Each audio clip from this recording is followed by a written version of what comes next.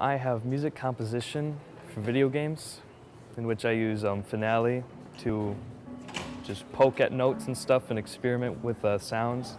And when I get a melody that I like, I build off of it. And then once I'm comfortable with that, I go to Audacity, equalize it, and then it's ready. We get it in meetings. I read the script, and some artists in the Stegler Source team give me some pictures of things, and I try to think, all right, in accordance to what's happening in the script and everything, what music should be going here. And I just experiment as much as I can until I'm comfortable with what I make. Some directors come right up to you and they say, for this scene, I want it to sound like this. For this scene, I want it to sound like this. For some directors, it's just, here's a scene, do whatever you want, because I trust you. Or for some directors, it's sometimes composers are in a studio and they would play live piano to the scene. So that's one method. Well, humans are not playing these instruments, so sometimes the bass sounds like it just sounds really stupid. So I have to go to Audacity and let's make this frequency just a bit higher throughout the entire thing so that it'll feel comfortable. It sounds a little bit more natural. For different projects, it's a different way of making it. Sometimes I'm at a piano and I play something and I write it down.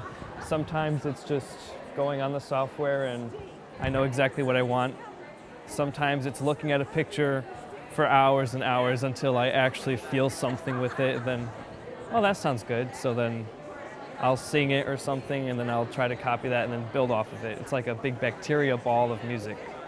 I was sitting at my desk one day and I heard bum bum bum ba-dum, and I said, well, that sounds cool. So I wrote that one little thing, and then well, what bass would go with that? So I wrote the bass, and then I just kept building and building off of that until the piece ended, and it became a piano piece.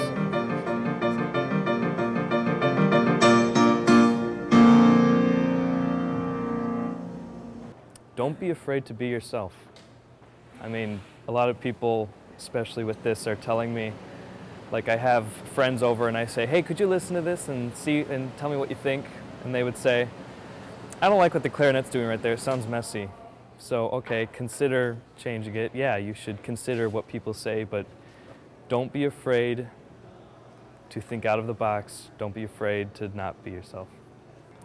When I was really young, my dad had this cool techno music making software, and I used to play with it all the time. And I don't know, the thought about twisting sound in such ways to just make people feel something, that's what I really like. I like to make people feel things. I like to see them react.